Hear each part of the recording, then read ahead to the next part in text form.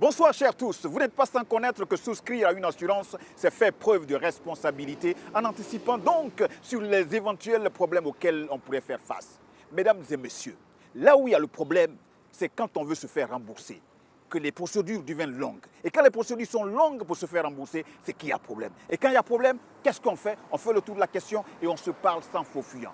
Crevons donc l'abcès après cet élément que je vous conseille de suivre avec un intérêt particulier.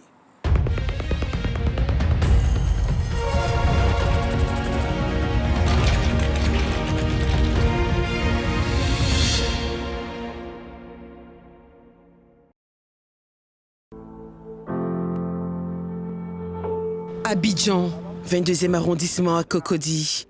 Yves Kala, quarantaine, est un fonctionnaire de l'État, fan de nouvelles technologies. Chaque année, pendant 15 ans, il a épargné 10 000 francs par mois en vue de sa retraite.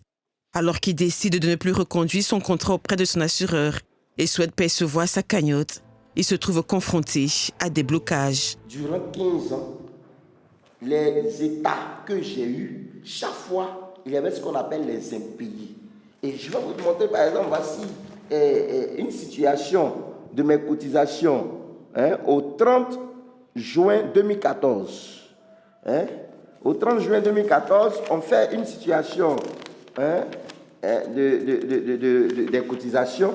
Et après, on prend un bic, un marqueur, et on me met mois impayé. Ouais, c'est ça qui est là. Donc, 1 mois, 2 mois, 3 mois d'impayés sur cette fiche. 3 mois d'impayés relevés. Et on me brandit ça. Je ne suis pas responsable des impayés. Tout est à la charge de la banque et de l'assureur. C'est eux qui doivent faire le prélèvement automatiquement à chaque virement. Donc, moi, les impayés ne sont pas de mon fait. Et donc, je pense que s'il y a des impayés, c'est eux qui n'ont pas fait leur travail dans le temps. Comment s'y retrouver dans des procédures de remboursement parfois si complexes? Pourquoi les délais sont si longs? 7 ans de relance et de courrier sans réponse, il va faire preuve d'opiniâtreté pour toucher ce qui lui est dû. Mais au moment du remboursement, le compte n'y est pas. Après 15 ans de cotisation, je devais me retrouver à près de 2 millions par là. Et après le virement, je constate que je n'ai même pas eu 1 million, après 15 ans de cotisation. Vous avez eu combien? J'ai eu 600 et quelques mille. En clair, l'assurance sous toutes ses formes lui a laissé un goût amer. Les conditions générales de vente, les contrats qu'on nous présente, le plus souvent, il y a des thèmes techniques que nous ne maîtrisons pas. Parce qu'on n'a pas de conseiller en la matière. C'est compliqué. On nous écrit des clauses, il y a des clauses cachées. Souvent, c'est quand vous êtes au terme du contrat qu'on vient vous montrer une petite phrase. Vous dites, vous n'avez pas lu ça. Mais tu aurais dû me montrer ça dès le début. Mais comme ça ne t'arrange pas, tu attends au terme du contrat pour me montrer la clause qui me condamne. Aujourd'hui, les tensions observées entre compagnies d'assurance et leurs souscripteurs se traduisent par réclamation, contestation, médiation. Le champ lexical pour décrire ces situations de plus en plus fâcheuses est large. Comment les souscripteurs en sont-ils venus à vivre le processus d'indemnisation comme un casse-tête à cause des clauses floues ou la méconnaissance du contactant de ses engagements? Assurance vie, assurance santé, assurance retraite, assurance multirisque ou encore assurance auto, de nombreux assurés s'engagent dans un véritable parcours du combattant pour obtenir une indemnisation qui parfois ne couvre pas leurs dépenses. À d'autres, on oppose des spécificités techniques qui complexifient leur démarche, des rapports d'expertise qui remettent en cause le montant réel du préjudice, des assureurs qui proposent des indemnisations inférieures à ce qu'espérait le souscripteur, des dossiers qui traînent pendant des mois et des décisions de remboursement en suspens. Aujourd'hui, ils sont nombreux à avoir une perception négative de l'assurance. Mais en fait, c'est dès le début, lors de la souscription de son contrat d'assurance, qu'il faut être très vigilant. Car au cœur de ces contrats, il y a des clauses qui sont la clé de tout.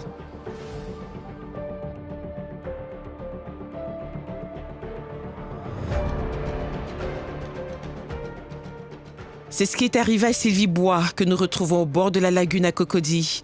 Cette assistante de direction a renoncé à entamer de longues et harassantes démarches administratives pour toucher les indemnités liées à l'assurance qu'elle avait souscrite pour sa progéniture. J'avais fait une assurance pour mes enfants où on me coupait 50 et quelques. Et là, on avait eu des soucis à un moment. En 2009, je crois, on avait eu des soucis. La structure avait des difficultés pour nous payer à temps, tout ça. Et puis, bon, j'avais eu quelques soucis de famille, donc il me fallait gérer beaucoup de choses. Et là, j'ai fait 6 mois. Et puis, comme les virements ne passaient pas à temps, l'assurance ne prélevait pas. Et après, un jour, ils m'ont envoyé un courrier pour me dire non, je dois tant et qu'il fallait payer. Et là, ils ont interrompu mon contrat. Moi, je n'avais pas lu au départ que quand c'est comme ça, si on n'a pas fait, je crois, 2 ans, on ne peut pas vous rembourser ce qu'on a cotisé. Donc, j'avais cotisé, je crois, 6 ou 7 mois, 54 000, un truc comme ça. Je n'ai pas reçu ça. Mais après, je me suis dit, mais j'aurais dû lire les clauses. En outre, il y a 2 ans et demi, Sylvie décide de clôturer son compte et sollicite le déblocage de son assurance vie et par la même occasion récupérer son épargne. Elle est très loin de s'imaginer que pour elle, c'était le début d'un long feuilleton plein de rebondissements. J'avais plutôt fait le courrier le 4 février et j'ai relancé le 27 février. Il n'y avait toujours pas de réponse. Le 24 mars, j'ai fait un courrier de réclamation et j'avais toujours pas de réponse. Bon, il y a quelqu'un qui m'avait appelé pour dire que non, ils allaient traiter, mais j'avais toujours pas de réponse. J'ai fait plusieurs relances. Ces assurances, quand on appelle là-bas, je ne sais pas si c'est une machine qui nous répond d'abord. Le robot nous répond d'abord. On dit non, les commerciaux sont... Et quelquefois, on te balance comme ça. Finalement, tu n'arrives pas à rentrer en contact des agents. C'est un peu compliqué aussi. Parce qu'il est parfois difficile de se sortir seul de ce face-à-face tendu avec l'assureur ou sa banque qui demande sans cesse document sur document. Il lui a fallu recourir à l'aide de la médiation de l'assurance pour entrer en possession de 927 000 francs CFA en guise de solde de tout compte. Ils sont nombreux ces Ivoiriens qui connaissent un litige avec leur assureur. Les fortunes sont diverses, mais dans beaucoup de cas, après un sinistre entre assuré et assureur, la situation s'envenime.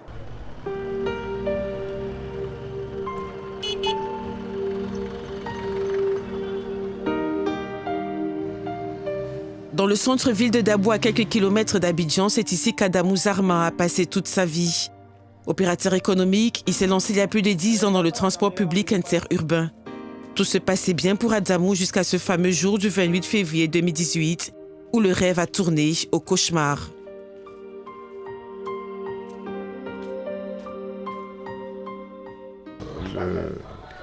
Comme je ne pouvais pas rouler seul le véhicule, j'ai embauché un chauffeur. Alors, le jour-là, c'est un week-end. Je partais sur Abidjan, le pont Agnébi, là, où il est chargé, il partait sur Abidjan. À la sortie du pont, il y a un gros camion qui vient vers lui.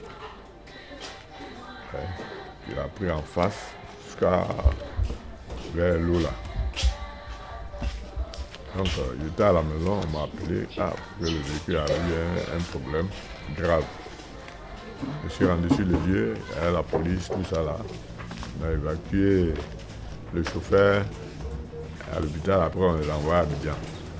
Donc le chauffeur même, je me suis occupé de lui, sans problème. Bon Dieu merci, il s'en sortit pareil, il avait les jambes cassées, tout ça là. Puis il y avait une femme qui avait un bébé là. Le bébé n'est pas resté. Une perte en vie humaine, des blessés et des dégâts matériels. Sa vie a presque basculé. 3 800 000 francs CFA pour couvrir le sinistre. Après avoir lui-même payé pour les réparations, Adamou écrit à son assurance pour être indemnisé. Côté de l'assurance, chaque fois quand il y a un obstacle, on nous dit d'aller déclarer à l'assureur. Donc je suis allé, je lui ai dit, bon, je fais mes dossiers, puis poursuivre. Ouais. Eux seulement, c'est pour nous livrer l'assurance. Donc c'est à moi maintenant de faire mes démarches. Une procédure simple en apparence qui va devenir un enfer bureaucratique. Et ça dure 4 ans. 4 années pendant lesquelles ses proches impuissants voient son moral s'effondrer. Beaucoup de tracas, Amadou est désemparé. Mais il n'est pas à bout de ses peines. Le courrier qu'il reçoit est l'ultime coup pour l'achever. Sa compagnie d'assurance a fait faillite. Après, je suis allé dans une maison, je ne sais pas, vers Angré, là, où ils s'occupent quand l'assurance ne paye pas. Je suis allé, je sais pas, c'est le nom, je n'ai pas en tête. Donc, ils m'ont dit d'espérer, c'est eux-mêmes qui m'ont dit que l'assurance en faillite. Vraiment, depuis on a commencé à faire ces démarches-là, vraiment, les dépenses étaient trop. Chaque fois, il met carburant. Puis, mon frère qui m'accompagne va manger, va... Souvent même, on paie de la ticket, mais on s'en donne aux gens au bureau pour qu'ils puissent nous aider, mais toujours c'est pareil. Pareil. Une fois, ils sont allés, ils ont fouillé les dossiers. Ils disent qu'ils ne voyaient pas les dossiers. Ils disent comme il y a eu Covid, tout est mélangé. Donc, d'aller après, ils vont fouiller encore. Bon, chaque fois, on va, c'est la même parole. Nous, c'est notre première fois. C'est ma première fois au moins. Donc après, maintenant, je suis venu voir Oumar. J'ai dit à Oumar, il faut qu'il cherche des gens pour m'aider. Ouais, ça a trop duré. Bon. Oumar a dit, bon, il va s'occuper de ça.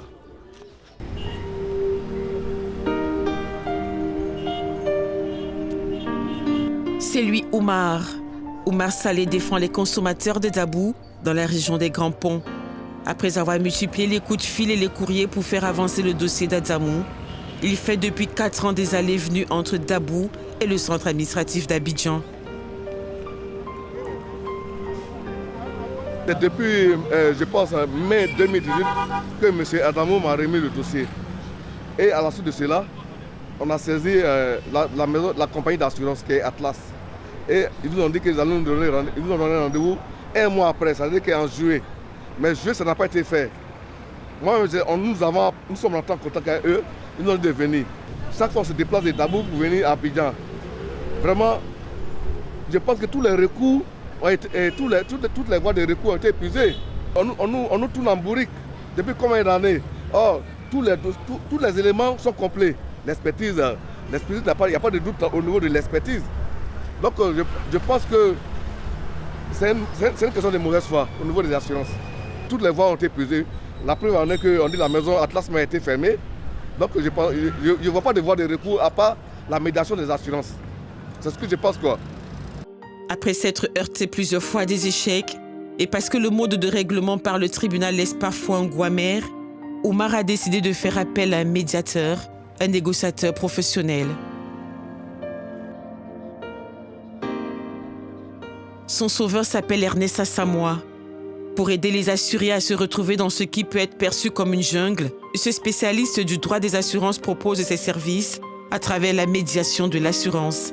Son métier consiste à assister les particuliers dans leurs démarches, à régler les litiges à l'amiable avec les compagnies d'assurance et à faciliter autant que faire se peut le paiement d'indemnisation. La saisine du médiateur, gratuite et sans rendez-vous, doit être accompagnée de documents clairs et lisibles. Allô? Bonjour, monsieur. Bonjour, madame. C'est le médiateur de l'assurance. Bonjour, monsieur le médiateur. Comment allez-vous? Je vais bien, merci. Et vous-même? Ça va.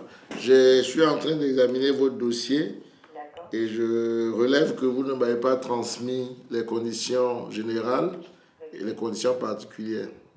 D'accord. Si je peux les avoir vraiment rapidement pour examiner le dossier. Je peux vous envoyer ça par mail ou vous préférez ça physiquement? Non, par mail. D'accord. Ensuite, il faudra joindre également les échanges avec votre assureur. D'accord. Notamment le courrier dans lequel il a rejeté votre réclamation. D'accord. Pour que je puisse regarder pour que je puisse voir si les arguments évoqués sont bien contractuels ou relèvent de dispositions d'ordre public. J'ai échangé donc avec une victime, on va dire ça comme ça, une victime donc d'un contrat d'assurance automobile qui donc ne m'a pas transmis un certain nombre de documents dont j'avais besoin pour examiner correctement son dossier et mettre en place donc la solution amiable que je vais lui soumettre à elle et à son assureur. Et donc il s'agit d'un sinistre qui est peut-être automobile mais qui est un peu compliqué parce que ça implique plusieurs véhicules. Le même dossier qu'elle a transmis donc à son assureur, donc ici elle va transmettre une copie donc du constat, une copie du rapport d'expertise et une copie donc de la facture de réparation. Et maintenant, en plus, chez l'assureur en général, la victime ne transmet pas les conditions générales et spécifiquement aussi les conditions particulières parce que considère que l'assureur, c'est lui qui a établi les documents, donc il peut les retrouver chez lui, mais le médiateur, lui, n'a pas ces documents. C'est pour ça que pour un meilleur examen de dossier, j'ai demandé à ce que cette dame me transmette une copie donc, des conditions générales du contrat et éventuellement une copie aussi des conditions donc, particulières. Maintenant, il peut y avoir donc, des dossiers qui vont être un peu plus compliqués. Quand je dis un peu plus compliqués, qui vont requérir des études un peu plus poussées, notamment parce qu'il s'agit des contrats qui mettent en cause la responsabilité civile, puisqu'on appelle la responsabilité civile professionnelle. Il est le seul médiateur de l'assurance pour toute la Côte d'Ivoire. Depuis la mise sur pied de la médiation en 2019, selon lui, il aurait reçu au 31 décembre 2021 165 saisines formelles, dont 120 étaient de sa compétence. 90% des propositions de solutions étaient favorables à l'assuré et ont mis fin au litige. Et pourtant, le nombre de conflits qui opposent assurés et assureurs reste élevé. Pour répondre aux demandes de plus en plus croissantes des assurés, ne faut-il pas étendre les services de la médiation sur l'ensemble du territoire national? La mise en place du médiateur, on a opté pour un médiateur unique, aussi bien donc compétent aussi bien pour les dossiers d'assurance vie et les dossiers d'assurance non vie. Donc, la médiation de l'assurance de Côte d'Ivoire, le médiateur en tout cas traite de toutes les questions qui relèvent de l'assurance en général, que ce soit des contrats vie ou des contrats non-vie. Le médiateur dispose de 45 jours pour rendre un avis motivé à compte de la réception des pièces qui lui ont été communiquées. Dans les cas exceptionnels où ce délai se révèle insuffisant, le médiateur informe de façon motivée les deux parties. Toutefois, il n'est pas habilité à intervenir dans tous les cas. Si par exemple le dossier est porté devant le directeur des assurances, la direction nationale des assurances, ce qui se passe aujourd'hui, puisqu'on a une bonne coopération, parce que la direction des assurances, aussi son rôle, une de ses missions, c'est de veiller, donc on dit, veiller à la protection des assurés, victimes et bénéficiaires de contrats. Il y a des saisines qu'on a eues ici, et dedans on a lu que par exemple, au niveau de ce qu'il appelle la clause de compétence, c'était indiqué qu'en cas de litige, le contentieux sera porté devant la cour d'arbitrage de Côte d'Ivoire. Donc, si le contentieux est soumis à la cour d'arbitrage, le médiateur aussi ne se prononce pas. L'assurance est un facteur de stabilité et de résilience aux événements extrêmes pour les économies locales et les ménages. Une fois assuré, un individu peut prendre des décisions plus risquées, par exemple pour créer une société, construire une infrastructure ou une usine, développer une nouvelle technologie. Dans les économies émergentes, certains risques sont peu fréquents, mais très coûteux pour l'individu et ses proches. Un accident de santé du chef de famille ou pour les agriculteurs, une grave inondation ou une sécheresse peuvent par exemple priver un ménage de revenus. Lorsque ces risques sont couverts par une assurance, les individus gagnent en sérénité et peuvent plus facilement prendre des décisions influant leur productivité et investir à long terme. Aussi, l'assurance rétablit une forme d'égalité entre assurés. Après avoir payé une prime, ce qui importe, c'est le risque auquel l'individu fait face et non pas ses revenus, son éducation ou son statut social. Alors comment défendre ses intérêts face à des entreprises puissantes et froides à toutes émotions? Les compagnies d'assurance font partie d'un secteur d'activité très réglementé et pour se défendre, elles font du lobbying auprès des pouvoirs publics, garantissant ainsi certains de leurs intérêts. Les compagnies d'assurance bénéficieraient-elles d'une trop grande protection du Code CIMA? Mamadou Koné, qui préside l'association des sociétés d'assurance de Côte d'Ivoire, nous répond. Il est tout à fait normal que l'État intervienne dans la régulation, notamment pour réguler le secteur. Donc l'État donne l'agrément et l'État dit, vous devrez travailler comme ça. Et donc il y a des obligations qui incombent aux compagnies d'assurance. La première obligation, c'est de dire le contrat lui-même. Est-ce qu'en termes d'information, il est clair? Est-ce qu'en termes de garantie, il est clair? Ça, c'est les obligations qui incombent aux compagnies d'assurance. Donc, ce que vous vendez là, vos contrats, est-ce que c'est bien rédigé? Est-ce que c'est compréhensible? Est-ce qu'il y a une vraie garantie derrière?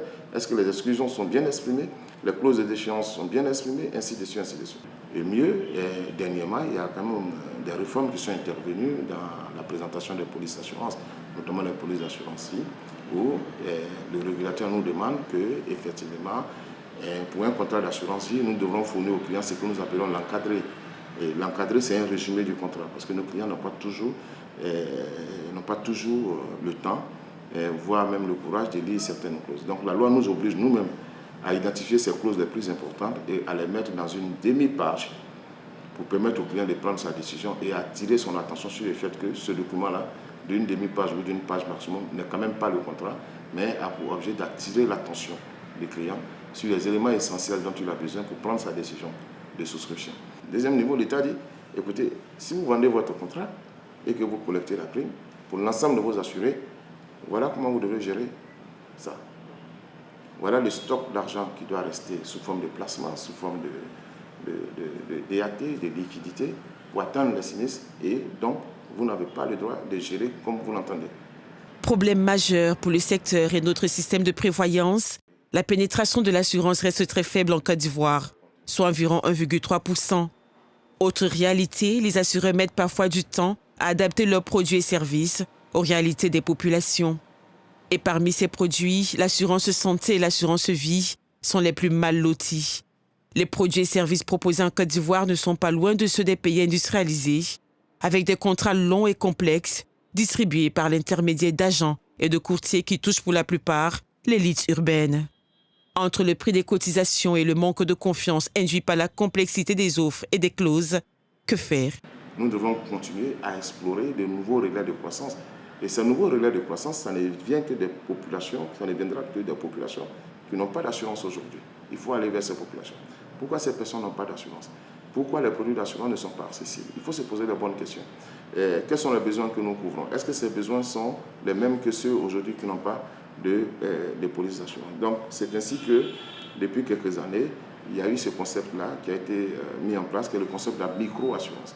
C'est-à-dire que nous avons une catégorie de personnes aujourd'hui pour lesquelles on ne peut pas faire l'assurance de façon classique. On est obligé de faire l'assurance en s'adaptant à ces personnes-là. C'est ainsi que beaucoup de compagnies d'assurance ont développé des programmes de micro-assurance qui consistent à faire des garanties qui soient adaptées aux besoins des populations, mais en même temps avec des primes qui soient adaptées aussi à leurs besoins, à la précarité de leur situation, à leur donner de flexibilité pour payer des primes et faire en sorte que aussi ces personnes-là puissent réintégrer, je dirais, la grande masse des personnes assurables. En offrant de nouvelles solutions de protection formelles et efficaces pour des millions de personnes en Côte d'Ivoire, en éduquant les populations sur les procédures à suivre avant la signature d'un contrat, en allégeant les formalités des documents et en travaillant sur la rapidité des process, la main invisible de l'assurance deviendra certainement plus tangible et moins de personnes crieront « il y a problème ».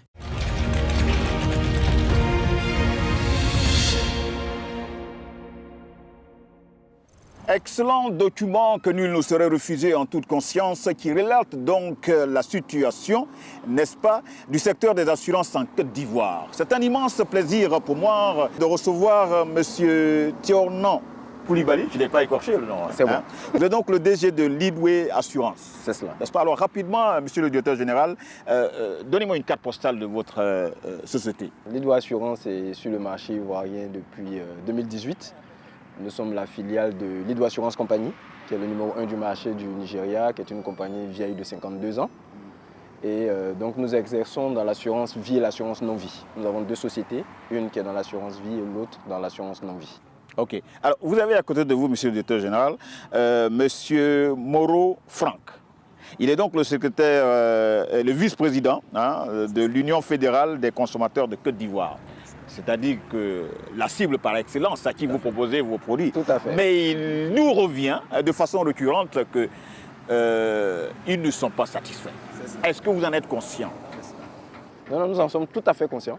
Nous avons des interactions au quotidien avec l'ensemble de nos clients. C'est valable pour toutes les compagnies d'assurance. Et nous pensons que le travail que nous devons faire, c'est plus un travail d'éducation. Nous devons continuer à éduquer les populations ivoiriennes vis-à-vis de ce que c'est que l'assurance. Très souvent, ce qui nous revient, c'est juste quelquefois des griefs liés même à la compréhension du contrat, liés à la compréhension de ce que l'assuré voulait voir couvrir et ce qui est effectivement couvert. Donc tout ça, ce sont des choses qu'on peut régler en amont, en éduquant, en disant proprement aux gens à quoi est-ce qu'ils s'exposent quand ils souscrivent à un produit et quelles sont les garanties qui sont liées à ces produits et comment est-ce que l'indemnisation va se faire. Ça, ce sont des choses que nous devons continuer à pouvoir améliorer dans nos différents contrats et dans nos différents services. Alors, Monsieur Franck Moreau, vous avez donc le directeur général de Leadway Assurance, n'est-ce pas? Oui. Si vous avez des préoccupations, je vous donne l'occasion de les partager avec lui. Les préoccupations, il y en a, mais d'abord, je veux présenter succinctement la structure pour laquelle je suis ici. C'est l'Union fédérale des consommateurs de Côte d'Ivoire, présidée par M. Jean-Baptiste Kofi, qui est une fédération spécialisée d'associations de consommateurs. Et au sein de cette entité, il y a l'association des usagers des banques, assurances et établissements financiers de Côte d'Ivoire, OBFSI. Voilà. Et cette association a pour mission de faire la promotion des droits et la défense des intérêts des usagers. Mais ici, pour ce qui nous concerne, c'est dans le cas de l'assurance. Et donc nous, ce que nous pouvons déjà signifier, c'est qu'en notre sein, nous avons reçu pas mal de plaintes. Parce que l'association elle existe depuis 2011. Il faut noter que ces plaintes étaient liées à des soucis d'indemnisation. Et donc les griefs en la matière, ce sont ces personnes-là qui se plaignent du fait qu'elles ont payé leurs primes, mais quand survient un sinistre pour être indemnisées, elles ne savent comment s'y prendre du fait des nombreux reports jusqu'à ce que d'autres même décèdent. Les ayants droit ne peuvent même pas aussi continuer, les dossiers restent tels. Voilà les faits majeurs que nous avons reçus et nous faisons l'effort de remonter pour qu'il y ait gain de cause en faveur des usagers. Voilà. Quelques commentaires, monsieur le directeur? Le commentaire, je pense qu'il tient dans ce que j'ai dit tantôt, mais pour aller plus loin, moi ce que j'aimerais souligner ici, c'est que nous sommes une activité extrêmement réglementée. Et notre activité ne peut pas souffrir de ce type d'insuffisance. Nous avons des process qui sont très clairs. Quand vous n'avez pas de gain de cause auprès d'une compagnie d'assurance, vous avez un process qui est clair. La première étape qui suit, celle de la compagnie elle-même, c'est le médiateur des assurances. Nous avons aujourd'hui une médiation des assurances que vous pouvez saisir. Elle se trouve au niveau de la corniche en allant vers l'église Saint-Jean. Vous pouvez les saisir, c'est gratuit. Le médiateur va vous écouter en tant qu'usager, va écouter la compagnie d'assurance et va prendre une décision. C'est une décision qui n'est pas contraignante, mais qui vient d'un grand professionnel de l'assurance qui est là-bas dans cette médiation. Si vous n'êtes toujours pas satisfait, nous avons ce que nous appelons la direction des assurances, qui est une direction qui est liée à la direction du Trésor de la comptabilité publique, qui, elle, a des fonctionnaires en son sein, très bien formés, qui connaissent l'assurance et qui prennent des décisions contraignantes. Vous allez aller leur exposer votre sujet. S'ils estiment que la compagnie doit vous indemniser, ils vont faire une injonction à la compagnie et qui n'a pas de recours. Elle est obligée donc de payer parce que la direction des assurances en aura décidé ainsi. Si vous n'êtes toujours pas satisfait, vous pouvez saisir le tribunal du commerce. Parce que nous sommes une société avant tout et vous pouvez saisir dans le tribunal du commerce parce que vous voulez rentrer dans vos droits. Donc nous sommes réglementés par d'abord le code des assurances qui est très clair en ce que nous devons faire, mais ensuite dans des process pour que les clients ne soient jamais lésés. Donc cela doit être également dit et je compte sur vous pour porter donc cette voix au niveau des consommateurs. Alors, moi, je veux juste comprendre.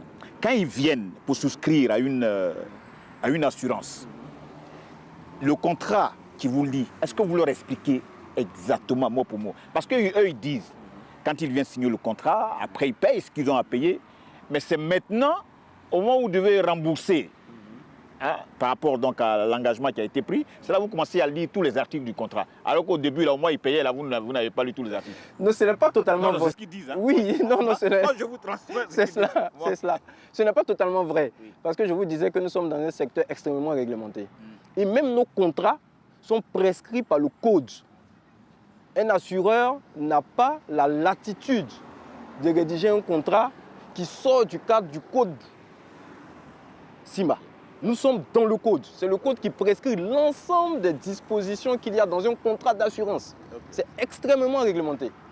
Donc nous respectons déjà ce code.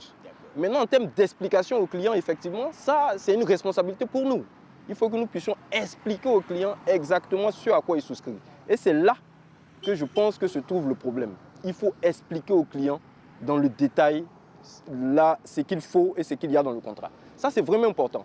Mais très souvent, les gens sont peut-être pressés, ils ont envie juste de prendre l'assurance pour présenter aux policiers pour ce qui concerne l'assurance automobile, par exemple.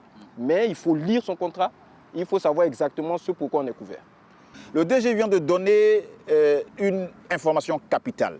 Vous ne pouvez pas vous engager avec quelqu'un sans lire, avec une attention particulière, ce à quoi vous vous engagez.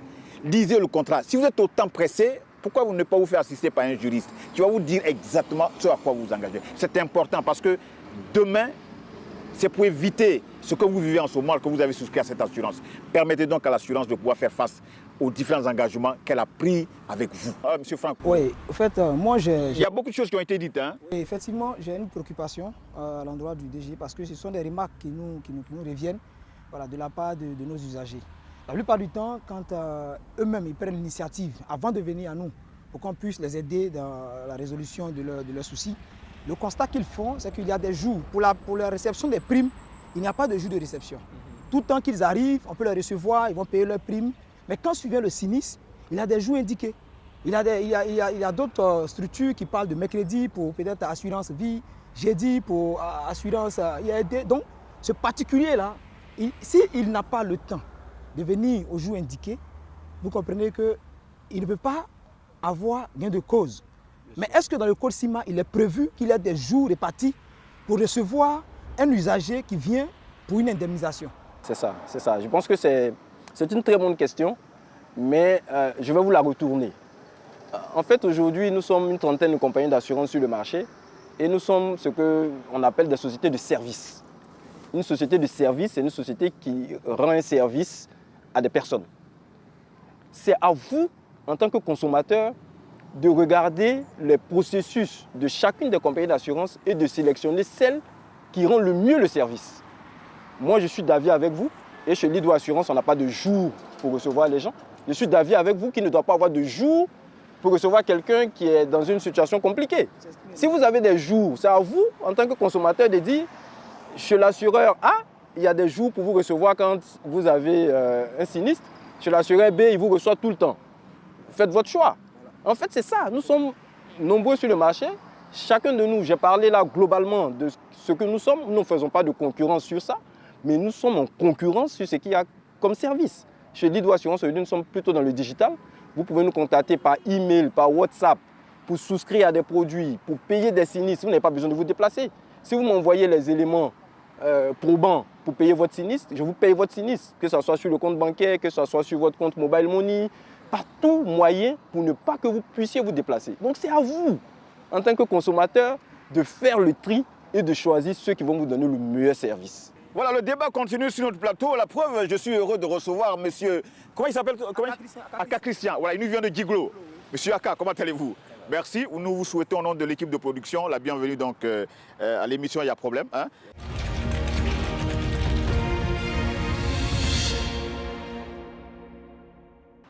Monsieur Aka, ça va? Oui, ça va. Et Djiglo, on dit quoi?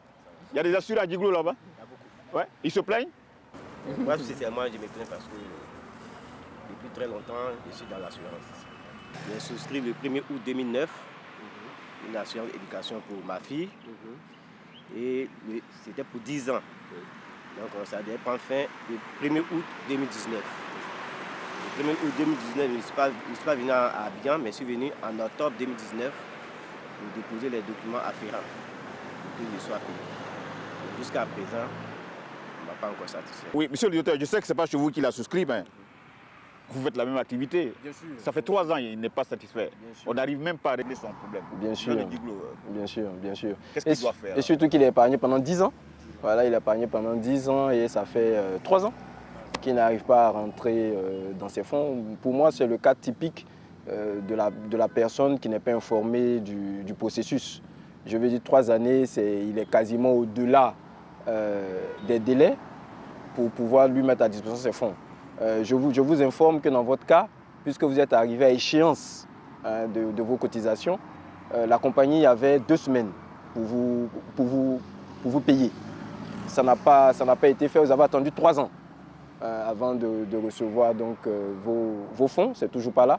Donc pour vous, tout de suite, dans l'immédiat, c'est de saisir donc, le médiateur. Voilà, c'est de saisir le médiateur, c'est gratuit. C'est à Cocody, par chance vous êtes à Abidjan. Voilà, vous saisissez le médiateur, c'est à Cocody sur la corniche. Voilà, vous le saisissez. Très rapidement, c'est un sujet assez simple. Il est épargné. Il suffit juste de saisir la compagnie avec votre numéro de contrat, de faire le point et de dire à la compagnie de payer. Il n'y a pas de sujet dans ce cas-là. Maintenant, après, je ne sais pas pourquoi est-ce que ce n'est pas encore payé. Qu'est-ce que la compagnie lui a dit? Il y a forcément eu des correspondances entre lui et la compagnie.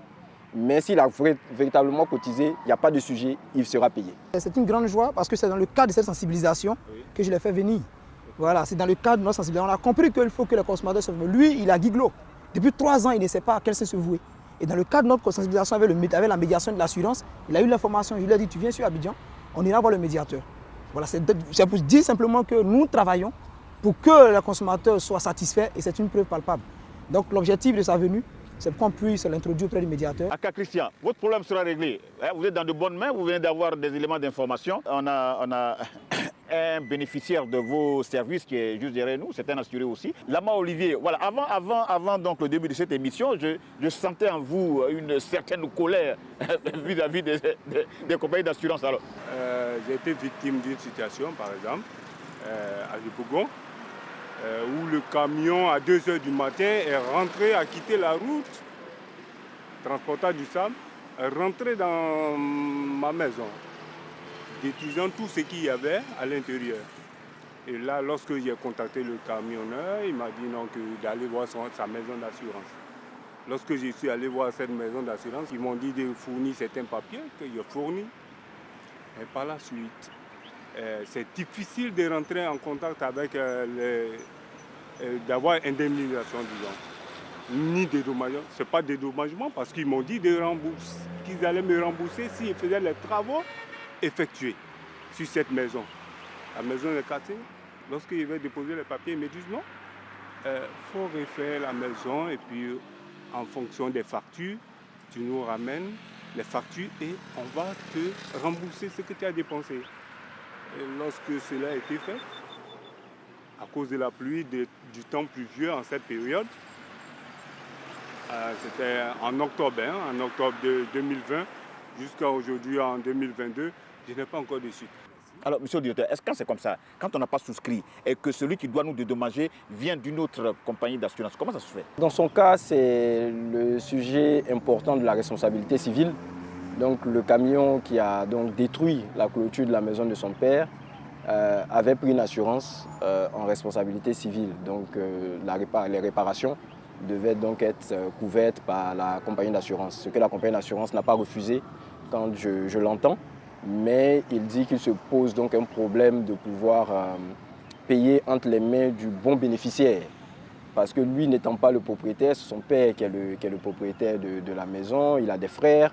Et donc on ne sait pas à qui payer en fait le montant.